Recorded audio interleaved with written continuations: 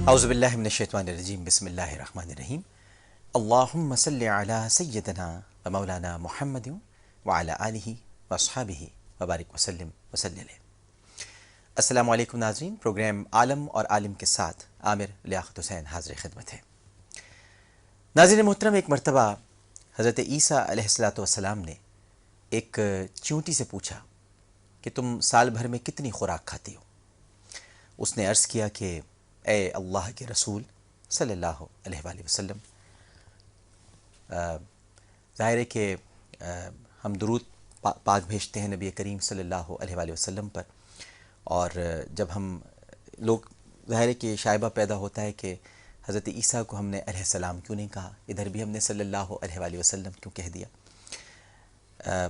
کبھی کبھار اس لیے بھی ہم کہہ دیتے ہیں ناظرین محترم کیونکہ جب ہم یہ پروگرام پیش کر رہے ہیں آپ کے سامنے اور پوری دنیا اس وقت دیکھ رہی ہے، تو ہمیں جو درود ابراہیمی کا کرکس ہیں وہ ہمیں دنیا کو بتانے چاہیے کہ اللہ کے رسول صلی اللہ علیہ وآلہ وسلم نے ہمیں درود کس طرح سکھایا. اللہم صلی علی محمد وعلی آل محمد کما صلیت علی ابراہیم وعلی آل ابراہیم انک حمید مجید. اللہم بارک علی محمد وعلی آل محمد کما بارکت علی ابراہیم وعلی آل ابراہیم انک حمید مجید. ہم یہ تمام انبیاء جو ہیں، جو حضرت ابراہیم علیہ الصلوۃ والسلام کی اولاد میں سے ہیں، ان پر بھی درود بھیجتے ہیں، اور ان پر بھی ہمیں درود بھیجنا چاہیے کیونکہ نبی کریم صلی اللہ علیہ وآلہ وسلم نے جو ہمیں درود سکھایا ہے، صرف اس میں سلام نہیں موجود ہے، اور سلام کا حکم اللہ سبحانہ و تعالیٰ نے ہمیں ایک آیت کریمہ کے ذریعے دیا ہے. جب پڑھوں گا تو سلام بھی واجب ہو جائے گا، تو وبارک وسلم کہہ دینا چاہیے. تو یہ سارے وہ انبیاء کرام ہیں، اور لا نفرق بین احد من رسولہ، تاکہ دنیا کو یہ میسج جائے اس پروگرام کے ذریعے سے بھی کہ ہم تو نام عیسیٰ بھی رکھتے ہیں، نام موسیٰ بھی رکھتے ہیں، نام یعقوب بھی رکھتے ہیں، نام یوسف بھی رکھتے ہیں. آپ بھی ذرا نام محمد رکھیے صلی اللہ علیہ وآلہ وسلم. آپ بھی ذرا تعصب سے باہر نکلیے. ہم تو تمام انبیاء سے محبت کرتے ہیں کیونکہ ہمارے ایمان کا تقاضا ہے، ہم اس کے بغیر ایک قدم آگے نہیں بڑھ سکتے. تو اس چونٹی نے عرض کیا کہ اے اللہ کے رسول، میں سال میں صرف 2 دانے کھاتی ہوں.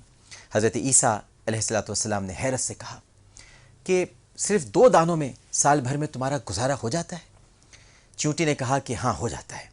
حضرت عیسیٰ نے چونٹی سے کہا کہ میں تیرا امتحان لینا چاہتا ہوں.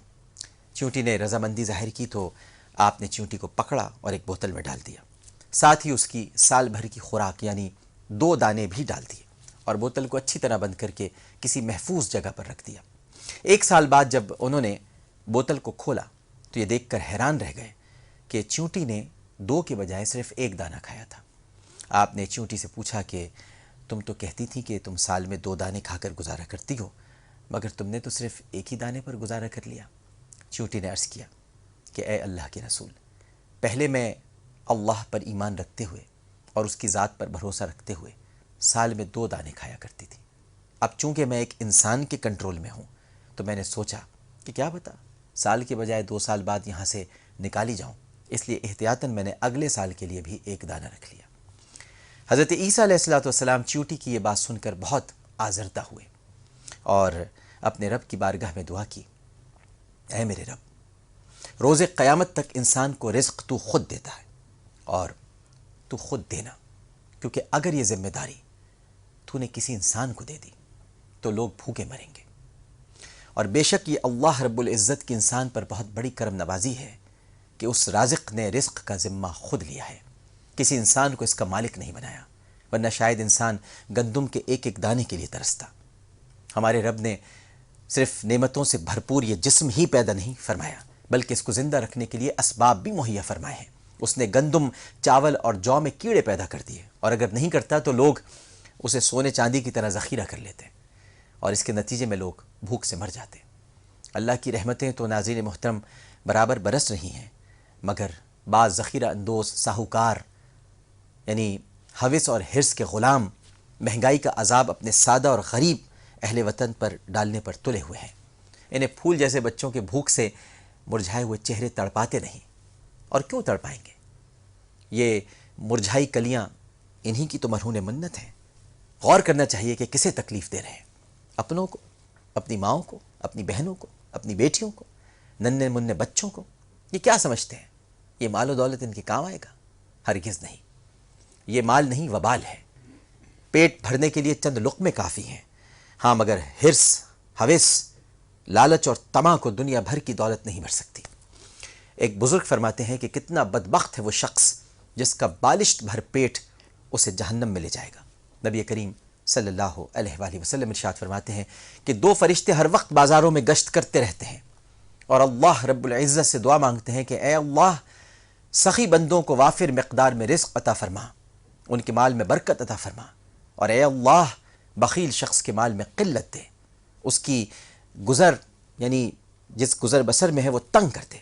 اور اس دنیا کے لیے سچی بات تو ہے ناظرین محترم کہ اتنی محنت کرنی چاہیے جتنا یہاں رہنا ہے، اور آخرت کے لیے اتنی جتنا وہاں رہنا ہے۔ اللہ سب کو رزق دے دے گا، یہ اس کا وعدہ ہے، لیکن وہ سب کو بخش دے گا، یہ اس کا وعدہ نہیں ہے۔ امید اور خوف کے درمیان جینا ہے۔ یہ تعجب کی بات نہیں ہے کہ جس چیز کا وعدہ ہے اس کے لیے تو ہم پریشان ہیں، اور جس چیز کا وعدہ نہیں ہے اس سے ہم بہت بے پرواہ ہو چکے ہیں۔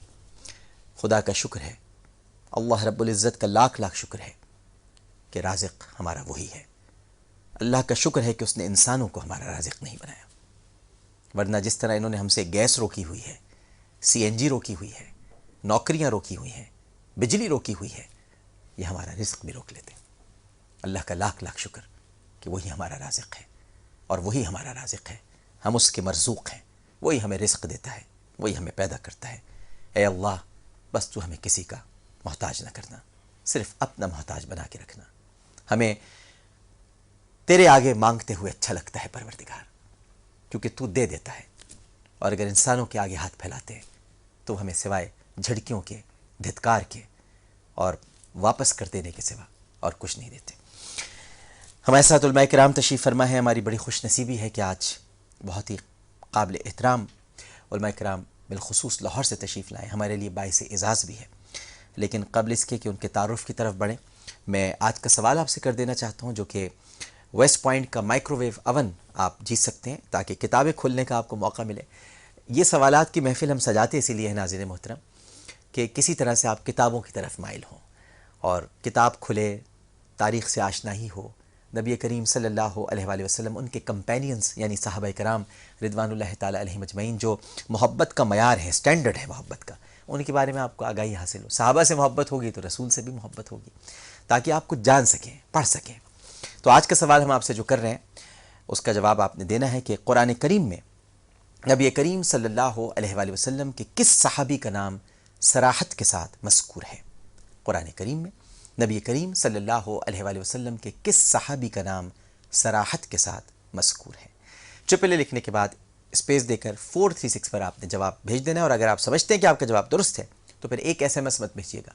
جتنے زیادہ ایس ایم ایس جیتنے کے اتنے ہی زیادہ مواقع، کیونکہ پھر قرآن اندازی میں آپ کا نام ڈال دیا جائے گا۔ ہمارے ساتھ تشریف فرما ہے شیخ الحدیث اور رئیس دارالافتاء جامعہ نعیمیہ لاہور، بڑے بڑے علماء کرام ماشاء اللہ اور مشائخ ان کے شاگرد ہیں، یہاں تک کہ شہید پاکستان ڈاکٹر محمد سرفراز نعیمی کو بھی ان کی شاگردی کا شرف حاصل رہا ہے۔ تو آج ہمارے لیے یہ شرف کی بات ہے کہ آپ ہمارے اس پروگرام میں موجود ہیں۔ فقہ اور علوم حدیث پر آپ گہری نگاہ رکھتے ہیں۔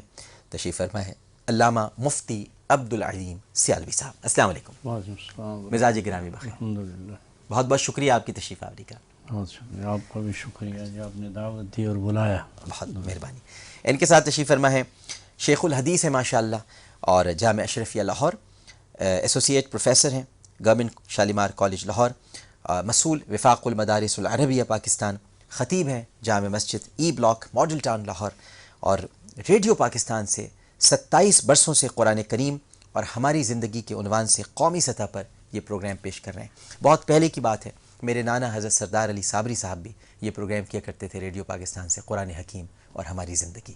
اور اب ماشاءاللہ پروفیسر مولانا محمد یوسف خان صاحب جنہوں نے ہمیں شرف بخشا، تشریف لائے، ہمارے لیے باعث اعزاز ہے آج ان کی موجودگی، اور شکریہ کے ساتھ میں ان کا تعارف کراتا ہوں پروفیسر مولانا محمد یوسف خان صاحب۔ السلام علیکم۔ وعلیکم السلام ورحمۃ اللہ۔ مزاج گرامی، الحمدللہ، بہت بہت شکریہ آپ کی آمد کا۔ آپ کو بھی بہت شکریہ۔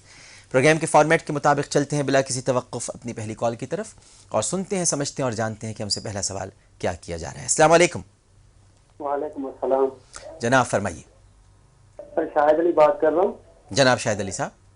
عامر بھائی، اللہ نے آپ کو توفیق دی ہے، آپ پروگرام چلا رہے ہیں، ایسے پروگرام چلا رہے ہیں جناب جو ہمیں فحاشی سے دور کرتے ہیں، اللہ تعالیٰ بس اس توفیق کو قائم الحمدللہ۔ رکھے. اور میرا یہ سوال ہے عامر بھائی جی آپ سے اور آپ کی سب ٹیم سے، یہ جو ہم موبائل میں میسج وغیرہ سینڈ کرتے ہیں حدیث کے یا قرآن آیات کے، ہوں ایک تو بعض اوقات اس طرح ہوتا ہے کہ آپ کو پتہ ہے کہ یہ تو بات ہے کہ کھلی بات ہے کہ تقریباً موبائل کوئی بھی نہیں کہہ سکتے، لیکن کوئی موبائل ایسا ہوتا ہے جو پاک نہیں ہوتا، ہوں ہم حدیث سینڈ کر دیتے ہیں یا قرآن آیات سینڈ کر دیتے ہیں، اور بعض اوقات اس طرح بھی ہوتا ہے کہ نہ اس میں یہ لکھا ہوتا ہے کہ آیت نمبر کون سی ہے یا یہ حدیث ہے کس پیج پہ ہے، جی تو کیا یہ جائز ہے یہ حدیث سینڈ کرنا یا قرآن آیات سینڈ کرنا؟ پہلی بات تو یہ ہے کہ یہ سنانا تو بہت ہی معتبر بات ہے، لیکن کیا یہ اس طرح سینڈ کرنا کھلے طریقے سے کیا یہ جائز ہے؟ بالکل ٹھیک ہے. اور اور سر یہ کہ آپ کا پروگرام کسی دوسرے چینل پہ چل رہا تھا، بہت ہی معتبر پروگرام تھا، وہ اس طرح کے کوئی پروگرام آپ چلائیں تو یہ روشنی کی دعوت دے سکتے ہیں، جس طرح فحاشی عام ہو گئی ہے یا باقی چینلوں کے فحاشی آپ دیکھ رہے ہیں کہ کس طرح اس فحاشی نے ہمیں تباہ و برباد کر دیا ہے. صحیح بالکل صحیح بالکل صحیح. آپ کی تشویش اور آپ کا درد بجا ہے، اس پر بھی انشاءاللہ گفتگو کرتے ہیں. ایک اور کالر ہمارے ساتھ موجود ہیں. السلام علیکم. السلام علیکم. وعلیکم السلام. جی کیسے فرمائیے. عامر بھائی؟ الحمدللہ میری بہن فرمائیے.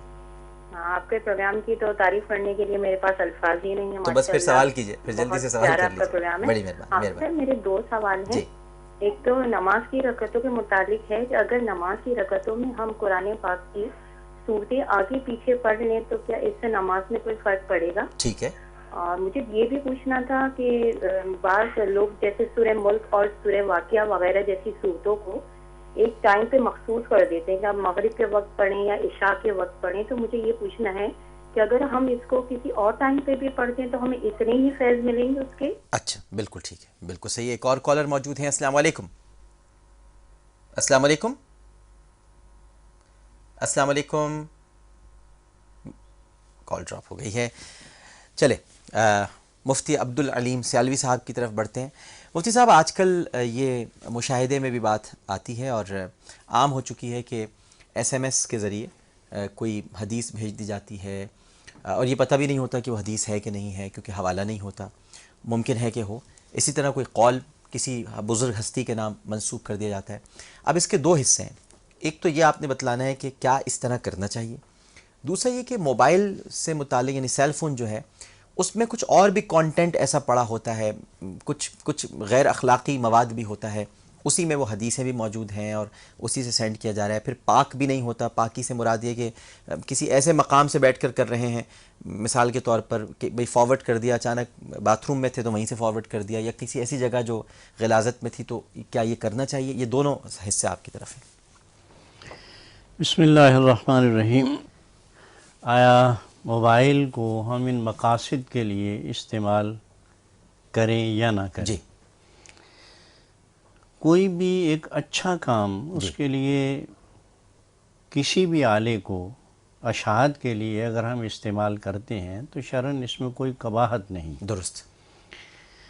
اگر تو نیک کام کے لیے استعمال کر رہے ہیں تو یہ اچھی چیز ہے، کرنا چاہیے. اس کی اشاعت ہو رہی ہے، نیکی کی اشاعت ہوگی. لیکن اگر کوئی ہم غلط کام اس سے لے رہے ہیں تو یہ ایسا نہیں چاہیے. اس واسطے کوشش یہ ہونی چاہیے کہ ہم ان تمام آلات کو جتنے بھی ہیں، صرف یہ موبائل تک محدود نہیں ہیں، بلکہ جتنے بھی ذرائع ابلاغ ہیں انہیں ہم بہتری کے لیے استعمال کریں، صحیح. نیک کام کی اشاعت کے لیے استعمال کریں. درست. ایک بات تو یہ ہے. دوسری بات اس میں جو پوچھی گئی ہے کہ ہم مختلف مقامات پہ ہوتے ہیں اور وہاں سے اس کی اشاعت کر دیتے ہیں، تو اس میں ایک بات تو یہ ملحوظ رکھنی چاہیے کہ اگر ہم کوئی اچھا کام کر رہے ہیں اور اس کے لیے کوئی قرآن عزیز کی آیت طیبہ اسے ایس ایم ایس کے طور پہ بھیج رہے ہیں یا کسی اور مقصد کے لیے حدیث کو بھیج رہے ہیں، تو کسی ایسی جگہ کا انتخاب کریں جو اچھی ہو، پاکیزہ ہو. درست. اپنے گھر کے اندر جب ہم دوست و احباب سے بات کرتے ہیں تو اس کے لیے اچھا انتخاب کرتے ہیں، اچھی جگہ کا انتخاب کرتے ہیں، اہتمام کرتے ہیں، سب کچھ ہے، تو اب اللہ اس کے رسول کے احکام کو ہم جو نافذ کر رہے ہیں تو ظاہر بات ہے اس کے لیے اچھی جگہ ہونی چاہیے۔ میں اس کے لیے ایک بات آپ سے عرض کروں، امام مالک رحمۃ اللہ تعالی علیہ کی عادت کریمہ تھی کہ کوئی شخص آپ سے اگر فقہی مسئلہ پوچھتا تو آپ اسے پس و پیش بتانے میں گریزاں نہ ہوتے، جیسی حالت میں پوچھتا بتا دیے کرتے، لیکن جب کبھی حدیث پوچھتا تو امام مالک علیہ الرحمہ بڑا اہتمام کرتے، مجلس کا انعقاد کرتے، فروش بچھاتے، عطر لگاتے، اور پھر جا کر آپ مسند شیع ہو کر پھر جا کر سناتے۔ تو یہ ان بزرگوں کے افعال ہمارے لیے درس ہیں کہ نیکی کی اشاعت کے لیے ہمیں ادب کا لحاظ رکھنا چاہیے، ادب ملحوظ رکھنا چاہیے۔ اس واسطے کوشش یہ ہونی چاہیے کہ ان آلات کو جب ہم نیکی کے لیے استعمال کر رہے ہیں تو اس کے لیے جگہ اچھی ہونی چاہیے۔ بالکل صحیح، بالکل ٹھیک ہے۔ ہم مولانا محمد یوسف خان صاحب کی طرف بڑھتے ہیں، لیکن پہلے اگر ایک وقفہ لے لیا جائے تو زیادہ بہتر ہے، کیونکہ مولانا صاحب جب گفتگو فرمائیں گے تو بات کٹنی نہیں چاہیے۔ میں آپ کے سامنے سوال رکھ دیتا ہوں کہ قرآن کریم میں نبی کریم صلی اللہ علیہ وآلہ وسلم کے کس صحابی کا نام صراحت کے ساتھ مذکور ہے؟ آپ نے AAA لکھنے کے بعد اسپیس دینا ہے اور 436 پر صحابی رسول صلی اللہ علیہ وآلہ وسلم کا نام لکھ کر بھیج دینا ہے۔ جتنے زیادہ SMS microwave oven Westpoint کا جیتنے کے اتنے ہی زیادہ مواقع۔ ایک وقفہ، السلام علیکم ورحمۃ اللہ۔ بری بات کے بارے میں انسان کے دل کے اندر جو رکاوٹ ہوتی ہے اس کو حیا کہتے ہیں۔ سورہ قل هو اللہ اخلاص جو کہلاتی ہے، اس کو تہائی قرآن قرار دیا ہے۔ اگر وہ 3 دفعہ پڑھ لی جائے تو گویا اللہ عز و جل قرآن عزیز کا ثواب عطا کر دیتا ہے۔ سبحان اللہ۔ السلام علیکم ورحمۃ اللہ۔ عالم اور عالم میں خوش آمدید، اور چلتے ہیں پروفیسر مولانا محمد یوسف خان صاحب کی طرف۔ آپ سے جو سوال میں کرنا چاہ رہا ہوں اس کے بھی 2 حصے ہیں۔ ایک تو پہلے ہی سوال کا حصہ ہے کہ آج کل جو فحاشی اور عریانیت بہت زیادہ عام ہوتی جا رہی ہے معاشرے میں، اس کو کیسے روکیں ہم؟ اب جو ٹیلی ویژن ڈرامے ہیں، اور کھل کر بات کرنی چاہیے، ہم خود ایک ٹی وی چینل پر پروگرام کر رہے ہیں، لیکن اگر کہیں غلط ہو رہا ہے تو غلط ہو رہا ہے، ہمیں کہنا چاہیے، اور یہ نہیں سوچنا چاہیے کہ جی ہمارے چینل پہ پروگرام بھی ہوتا ہے، لیکن اگر کوئی غلط پروگرام ہے اور جس سے فحاشی کو فروغ مل رہا ہے تو اس کی مذمت بھی کی جانی چاہیے۔ ایک تو یہ آپ سے میں دریافت کرنا چاہوں گا، اور دوسری میری آپ سے گزارش یہ ہوگی کہ رکعت سے متعلق سوال تھا کہ اگر نماز کی رکعت میں جو ہم صورتیں پڑھتے ہیں اگر وہ آگے پیچھے ہو جائیں جو صورتیں ترتیب میں تو کوئی حرج تو نہیں ہے؟ بسم اللہ الرحمن الرحیم۔ اس میں سب سے پہلی بات تو یہ کہ جو اللہ تعالیٰ نے قرآن مجید میں بھی بے حیائی کو یعنی فحاشی کو منع فرمایا، تو اس میں سب سے پہلی چیز تو لفظ حیا کو اگر ذہن میں لایا جائے کہ حیا کا مفہوم امام راغب رحمہ اللہ نے لکھا۔ ہم اردو میں ویسے تو حیا کا معنی شرم کرتے ہیں، لیکن امام راغب رحمہ اللہ نے مفردات القرآن میں حیا کا معنی بیان کیا کہ انقباض النفس عن القبیح، کہ بری بات کے بارے میں انسان کے دل کے اندر جو رکاوٹ ہوتی ہے اس کو حیا کہتے ہیں، اور جب وہ رکاوٹ اٹھ جاتی ہے اس کیفیت کو بے حیائی کہتے ہیں۔ لہذا ہر وہ کام جو اللہ اور اس کے رسول صلی اللہ علیہ وسلم نے منع کیا ہو وہ بے حیائی کے زمرے میں آتا ہے۔ کیا خوبصورت! اور اس سے انسان جب اپنے آپ کو روک لیتا ہے تو یہ حیا کہلاتی ہے۔ اب اس اصول کے تحت اگر آپ اس چیز کو بہت عام فرما دیں کہ اگر یہ انسان آج معاشرے میں بے حیائی سے بچنا چاہتا ہے تو اس کی ایک صورت ہے کہ ہم آج خاص طور پر نئی نسل کے ذہن میں اچھائی اور برائی کے اندر ایک تمیز پیدا کرنے کا سلیقہ سکھا دیں۔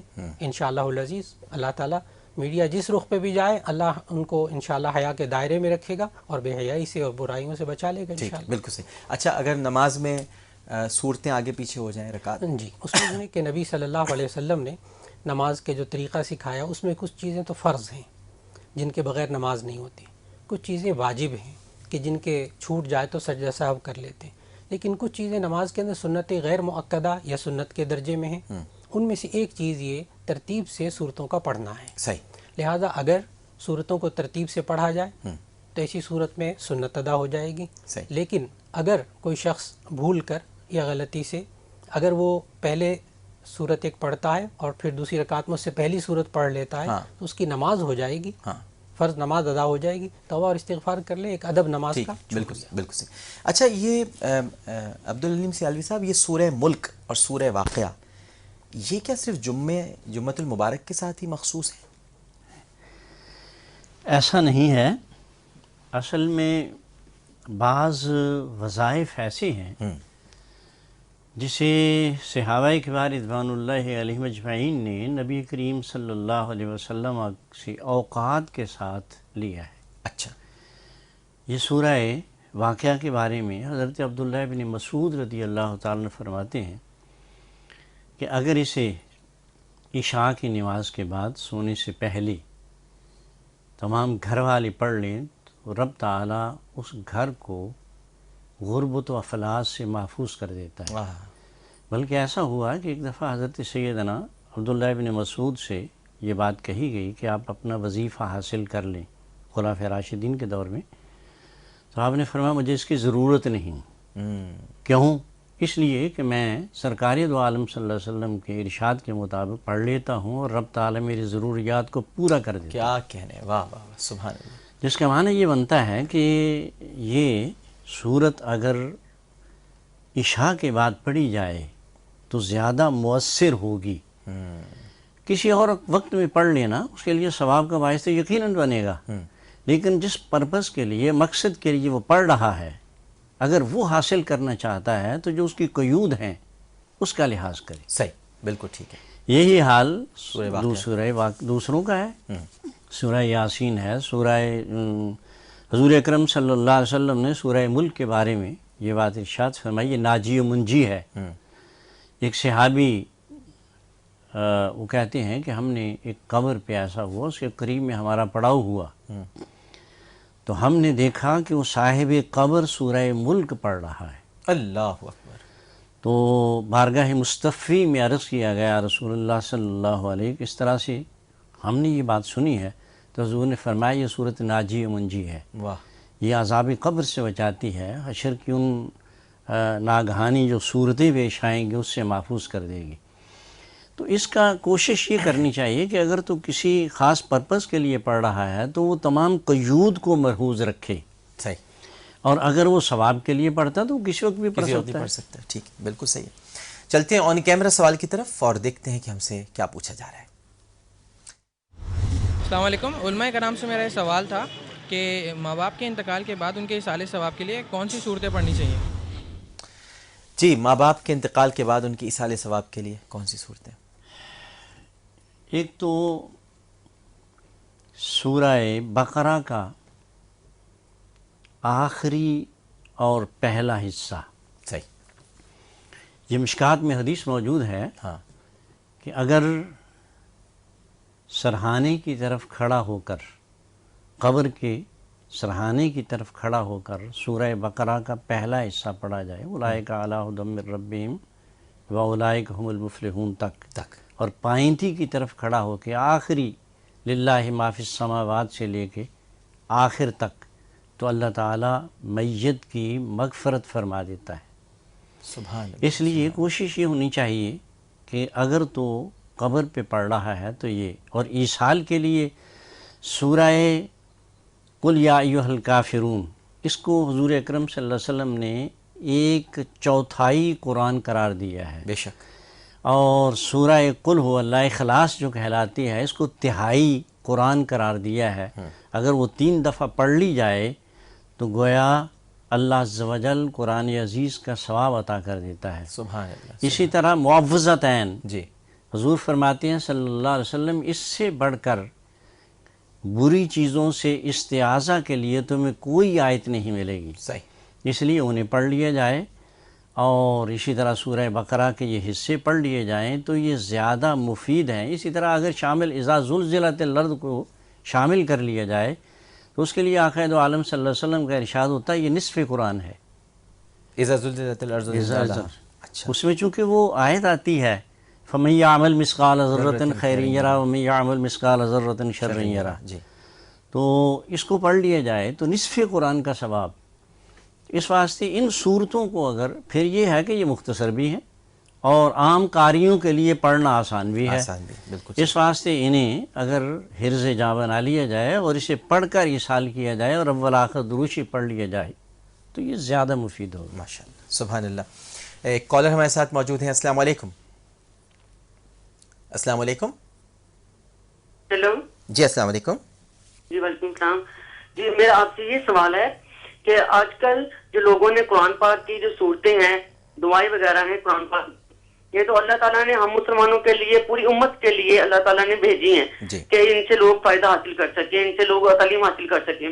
تو جو آج کل لوگوں نے کاروبار اس چیز کو بنا لیا ہے کہ قرآن کی آیات کو چند پیسوں کے لیے بیچنا شروع کر دیا ہے، اس بارے میں آپ کیا کہیں گے ان لوگوں کے بارے میں؟ اگر وہ لوگ سن بھی رہے ہیں آپ کے پروگرام کے ذریعے، لوگ سن رہے ہوں اگر، تو ان کو آپ مطلب کیا بتائیں گے کہ یہ ان کے لیے کس قدر یہ گناہ کی بات ہے؟ مطلب کوئی انسان پریشان ہے، کسی سے کچھ پوچھنا چاہ رہا ہے، کچھ آیات بتائی جائیں، مجھے کچھ بتایا جائے قرآن پاک کے تھرو کہ میں اپنے گھر کے لیے کیا کروں، تو وہ لوگ مطلب آگے سے بتاتے ہیں کہ آپ اتنے صدقہ کریں، اتنے ہزاروں کے حساب سے اگر کریں گے آپ تو آپ کی مشکلات میں اضافہ ہوگا. تو میں اس بارے میں پوچھنا چاہتی ہوں. صدقہ کرنے کی بات تو بہتر ہے، لیکن وہ اگر آپ سے پیسے خود مانگ رہے ہیں کہ آپ ہمیں دے دیں ہم صدقہ کر دیں گے، تو یہ مسئلہ ہوا نا. جی جی جی بالکل، میں یہی میں پوچھنا چاہتی ہوں کہ اگر صدقہ تو کرنا تو وہ ایک الگ بات ہے، وہ تو ہر ایک پہ وہ فرض ہے کہ وہ صدقہ اپنے گھر کا نکالیں، لیکن اگر وہ کہتے ہیں کہ ہم آپ کو یہ آیت بتائیں گے لیکن اس سے بتانے سے پہلے آپ ہمیں اتنے پیسے دیں تو ہم آپ کو بتائیں گے کہ آپ یہ پڑھیں تو آپ کے یہ مسئلے حل ہو جائیں گے. بالکل ٹھیک ہے، ٹھیک ہے، بالکل صحیح ہے. پروفیسر صاحب کیا فرمائیے گا؟ یہ تو واقعی ایک ان کا سوال ایک لمحہ فکریہ بھی ہے، اور دوسری طرف ہمیں جب نبی صلی اللہ علیہ وسلم کی سیرت طیبہ میں اور صحابہ کرام رضوان اللہ علیہم اجمعین کے واقعات میں جو بات ملتی ہے وہ یہ کہ حضرت ابو سعید خدری رضی اللہ تعالیٰ عنہ ایک مرتبہ سفر میں تشریف فرما تھے اور بعض صحابہ اور بھی ساتھ تھے، تو ایک قبیلے کے پاس سے گزرنا ہوا. تو جامع ترمذی میں جلد ثانی میں یہ روایت موجود ہے ابواب الرقیہ میں کہ حضرت ابو سعید خدری رضی اللہ تعالیٰ عنہ جب اس قبیلے کے پاس گئے تو انہوں نے مہمان نوازی نہیں کی. اللہ کا کرنا ایسا ہوا کہ اس کے سردار کو بچھو نے ڈس لیا. اب وہ کہنے لگے کہ آپ میں سے کوئی صاحب ایسے ہیں جو کہ بچھو کے ڈسے ہوئے کو دم کر دیں. حضرت ابو سعید خدری رضی اللہ تعالیٰ عنہ نے کہا ہاں لیکن ہم کریں گے نہیں کیونکہ تم نے ہماری مہمان نوازی نہیں کی. اس پر حضرت ابو سعید خدری رضی اللہ تعالیٰ عنہ سے انہوں نے کہا کہ آپ کیا چاہتے ہیں؟ انہوں نے کہا کہ مجھے بکریوں کا ایک ریوڑ دیا جائے. یہاں تک کہ بعض روایات میں 30 بکریوں کا بھی ذکر موجود ہے. حضرت ابو سعید خدری رضی اللہ تعالیٰ عنہ نے پھر 7 مرتبہ سورہ فاتحہ دم کی اور وہ تندرست ہو گئے وہ صاحب. پھر اس کے بعد انہوں نے وہ ریوڑ لے لیا. لینے کے بعد حضرت ابو سعید خدری رضی اللہ تعالیٰ عنہ خود کہتے ہیں کہ میرے دل میں پھر بات آئی کہ نہ معلوم یہ لینا میرے لیے درست تھا کہ نہیں. پہلے نبی صلی اللہ علیہ وسلم سے چل کر بات کریں گے، گزارش کریں گے. دربار میں حاضر ہوئے، دربار نبوی میں نبی صلی اللہ علیہ وسلم سے پوری کیفیت عرض کی کہ یہ مواقع پیش آیا. تو نبی صلی اللہ علیہ وسلم سے پوچھا کہ ہم وہ بکریاں لے لیں، ان کو استعمال کیا جا سکتا ہے؟ تو نبی صلی اللہ علیہ وسلم نے فرمایا ہاں.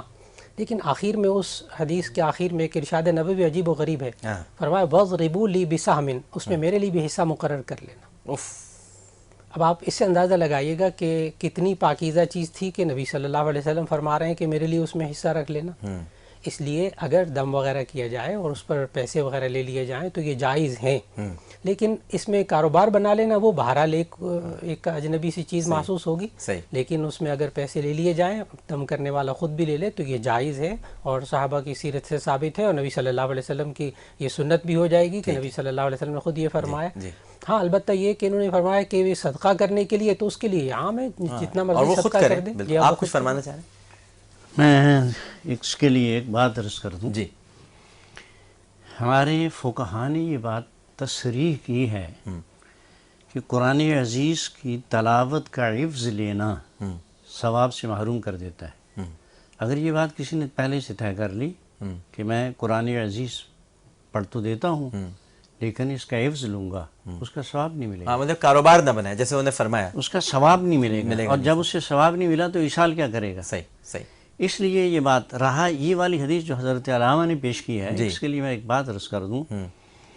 ہمارے فقہا کہتے ہیں کہ ایک تو وہ لوگ جن سے یہ کہا گیا تھا وہ حربی تھے اور حربی کے ساتھ ہر طرح کا سلوک جائز ہے. نمبر 2، یہ دم کرنا صرف یہ عبادت کے زمرے میں نہیں آ رہا تھا بلکہ علاج کے زمرے میں آ رہا تھا، اور طبیب وہ اپنی علاج کا افزانہ طلب کر سکتا ہے. اس واسطے اس حدیث کے جو الفاظ آخر میں آتے ہیں اس میں یہ بات ملتی ہے کہ سرکار نے پوچھا تمہیں کہاں سے پتہ چلا کہ یہ شفا کا باعث الحمدللہ شفاء لکل داء کہاں سے پتہ چلا؟ حضور آپ نے ارشاد فرمایا تھا، پھر حضور نے فرمایا تھا کہ ہمارا حصہ بھی مقرر کر. تم نے ہم سے سنا ہے. ٹھیک، بالکل صحیح، بالکل صحیح. اچھا ہوا، بہت اچھی ماشاءاللہ وضاحت. مفتی صاحب ہی کی بات کی تائید میں ایک حدیث عرض کروں کہ حضرت ابی بن کعب رضی اللہ تعالیٰ عنہ نے ایک شخص کو قرآن مجید سکھایا، اور اس شخص نے حضرت ابی بن کعب رضی اللہ تعالیٰ عنہ کو ایک تیر کمان کی کمان دی. تو نبی صلی اللہ علیہ وسلم کو جب پتہ چلا کہ ان کو قرآن حکیم پڑھانے پر، اب آپ دیکھیے گا دم کرنے میں اور پڑھانے میں جو مفتی صاحب فرما رہے ہیں بالکل بجا، کہ جب نبی صلی اللہ علیہ وسلم کو پتہ چلا کہ کمان ان کو ملی ہے اس میں قرآن مجید پڑھاتے ہوئے، تو نبی صلی اللہ علیہ وسلم نے پوچھا کہ ان سرک ان تطوق بها من نار، کہ آپ کو بات خوش کرے گی کہ قیامت کے دن اسے توق بنا کر آپ کے گلے میں ڈالا جائے. اللہ اکبر. اب دیکھیے کہ اس طرف ممانعت بھی کتنی، کہ واقعی قرآن حکیم کو جب پڑھایا جائے، درس و تدریس ہو، تعلیم ہو، سکھانا ہو، تو پھر اس میں واقعی اخلاص ہونا چاہیے. تو یعنی یہ معلوم ہوا آپ دونوں کی علمی گفتگو سے کہ جہاں شفا مطلوب ہو اور جہاں کسی کو شفا دی جانے، تو وہ طبیب بن چکا ہے جو وظیفہ بتا رہا ہے، تو وہاں تو وہ لے سکتا ہے، لیکن کاروبار نہ بنائے جیون، نہ ثواب بھی نہیں ہے تو پھر اسال کیا ہوگا. ٹھیک ہے، بالکل صحیح ہے. ایک کالر ہمارے ساتھ موجود ہیں. السلام علیکم. وعلیکم السلام ورحمۃ اللہ. جی فرمائیے. جی میں ریبا بات کر رہی ہوں کراچی سے. کیسے ہیں بھیا؟ الحمدللہ. ریبا فرمائیے. اچھا میرا سوال یہ ہے کہ جب یہ کہہ دیا گیا ہے کہ آخرت میں فیصلہ ہوگا کون جنتی ہے کون دوزخی ہے، ہاں، تو پھر یہ دنیا میں ہی کیوں اس کا بات کا مطلب دعوے دیتے ہیں لوگ کہ دوزخی ہے، بھئی یہ تو جنتی ہے. ٹھیک ہے، صحیح ہے، صحیح. اچھا، لوگ کیوں کہتے ہیں؟ لوگ کیوں کہتے ہیں جبکہ یہ فیصلہ آپ فرما رہی ہیں کہ چونکہ یہ آخرت میں ہی ہوگا، تو پھر یہ لوگ دنیا میں کیوں کہتے پھرتے ہیں ایک دوسرے کو کہ تم جہنمی ہو، تم جنتی ہو؟ اچھی بات ہے، اچھی بات ہے، اچھا سوال ہے. لیکن پہلے ایک وقفہ لیتے ہیں، وقفے کے بعد دوبارہ حاضر ہوں گے. ویسٹ پوائنٹ کی طرف سے مائکرو ویو اوون کے لیے آپ کے سامنے سوال پھر رکھ دیتا ہوں کہ قرآن کریم میں نبی کریم صلی اللہ علیہ وآلہ وسلم کے کس صحابی کا نام صراحت کے ساتھ مذکور ہے؟ جواب دینے کے لیے ٹرپل لکھنے کے بعد اسپیس دے کر جواب لکھیے اور 436 پر سینڈ کر دیجیے. جتنے زیادہ S M S microwave oven جیتنے کے اتنے ہی زیادہ مواقع. السلام علیکم ورحمۃ اللہ. ہم یہ تو کہہ سکتے ہیں کہ یہ ایسے کام کر رہا ہے جو جہنمیوں کے سے ہیں، لیکن یہ نہیں کہہ سکتے اسے کہ یہ جہنمی ہے. دیکھیں کتنا فرق ہے یہ کہنے میں کہ جہنمیوں کے سے ہیں، لیکن جہنمی نہیں کہہ سکتے. جہنمی نہیں کہہ سکتے اسے. السلام علیکم ورحمۃ اللہ. عالم اور عالم میں خوش آمدید، اور چلتے ہیں آپ کے سوال کے جواب کی طرف. جی عبدالعلیم سیالوی صاحب، یہ کیسے ہم کہہ دیتے ہیں کسی کو جنتی اور جہنمی؟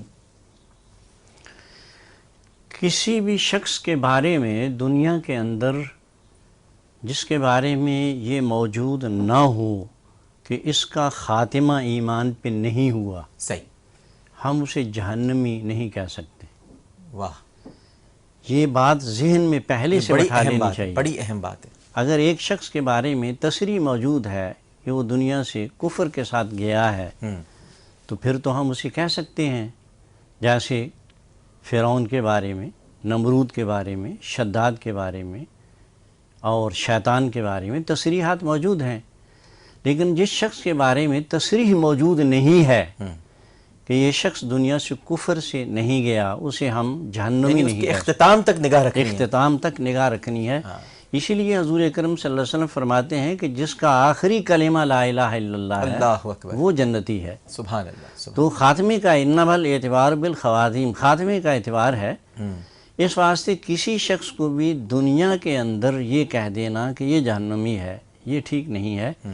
البتہ اگر کوئی ایسا بندہ جس سے افعال قبیحہ سرزد ہو رہے ہیں، تو ہم یہ تو کہہ سکتے ہیں کہ یہ ایسے کام کر رہا ہے جو جہنمیوں کے سے ہیں، لیکن یہ نہیں کہہ سکتے اسے کہ یہ جہنمی ہے. دیکھیں کتنا فرق ہے یہ کہنے میں کہ جہنمیوں کے سے ہیں، لیکن جہنمی نہیں کہہ سکتے.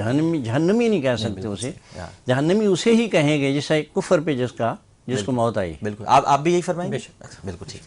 میں بہت شکر گزار ہوں علامہ مفتی عبدالعلیم سیالوی صاحب آپ کا اور پروفیسر مولانا محمد یوسف خان صاحب آپ کا. آپ دونوں شخصیات عالم اور عالم میں تشریف لائیں. ناظرین، اس کے ساتھ ہی عالم اور عالم کا وقت اپنے اختتام کو پہنچتا ہے. ہم نے آپ سے سوال کیا تھا Westpoint microwave oven کے لیے کہ قرآن کریم میں نبی کریم صلی اللہ علیہ وآلہ وسلم کے کس صحابی کا نام صراحت کے ساتھ مذکور ہے. مجھے بتایا گیا ہے کہ لاتعداد ایس ایم ایس موصول ہوئی ہیں اور فریہ وہاب صاحبہ ہیں جن کا تعلق رحیم یار خان سے ہے، ان کو مائکرو ویو اوون بہت بہت مبارک ہو، کیونکہ جوابات درست بہت آئے تھے، پھر قرآن اندازی ہوئی۔ اور اس کے بعد فریہ وہاب صاحبہ جن کا تعلق رحیم یار خان سے ہے، آپ نے ویسٹ پوائنٹ کی طرف سے مائکرو ویو اوون جیت لیا ہے۔ جواب ہے حضرت زید بن حارثہ رضی اللہ تعالی عنہ۔ حضرت زید بن حارثہ رضی اللہ تعالی عنہ ایک جلیل القدر صحابی ہونے کے ساتھ ساتھ نبی کریم صلی اللہ علیہ وآلہ وسلم کے پہلے غلام بھی ہیں۔ نبی کریم صلی اللہ علیہ وآلہ وسلم کے پاس جب آپ غلامی میں آئے تو آپ اس سے پہلے حضرت خدیجۃ الکبریٰ رضی اللہ تعالی عنہا کے غلام تھے، اور پھر اس کے بعد نبی کریم صلی اللہ علیہ وآلہ وسلم کی غلامی میں رہنے کا شرف آپ کو ملا، یہاں تک کہ جب آپ کے سگے چچا آپ کو لینے کے لیے آئے اپنے اہل و عیال کے ساتھ، جب انہیں معلوم ہو گیا کہ اب زید یہاں پر موجود ہے اور قیمت دے کر ادا کرنے کے بعد لے جانے کی کوشش کی، تب بھی نبی کریم صلی اللہ علیہ وآلہ وسلم کی غلامی ایسی بھائی حضرت زید بن حارثہ رضی اللہ تعالی عنہ کو کہ آپ نے جانے سے انکار کر دیا اپنے سگے رشتہ داروں کے ساتھ، اور ارشاد فرمایا کہ میں تو سرکار کی غلامی میں ہی رہنا پسند کروں گا۔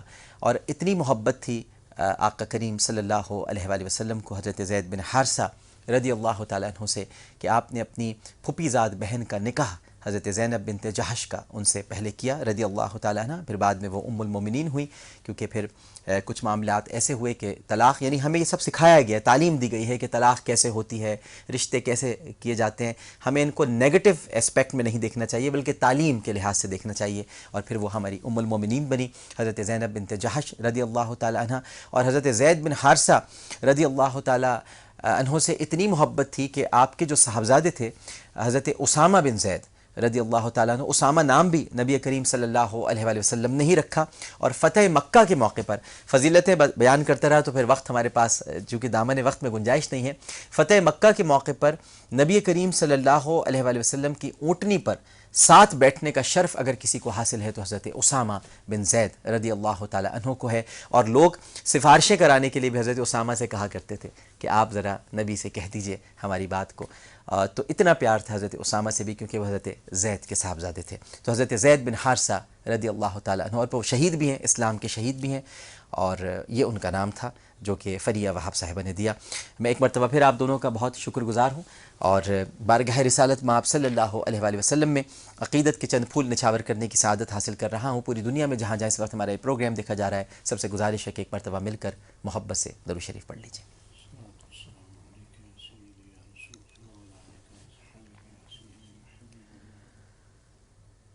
کوئی سلیقہ ہے آرزو کا، کوئی سلیقہ ہے آرزو کا، نہ بندگی میری بندگی ہے، یہ سب تمہارا کرم ہے آقا، یہ سب تمہارا کرم ہے آقا، کہ بات اب تک بنی ہوئی ہے، کوئی سلیقہ ہے آرزو کا۔ عمل کی اپنے اساس کیا ہے، بجز ندامت کے پاس کیا ہے، عمل کی اپنے اساس کیا ہے، بجز ندامت کے پاس کیا ہے،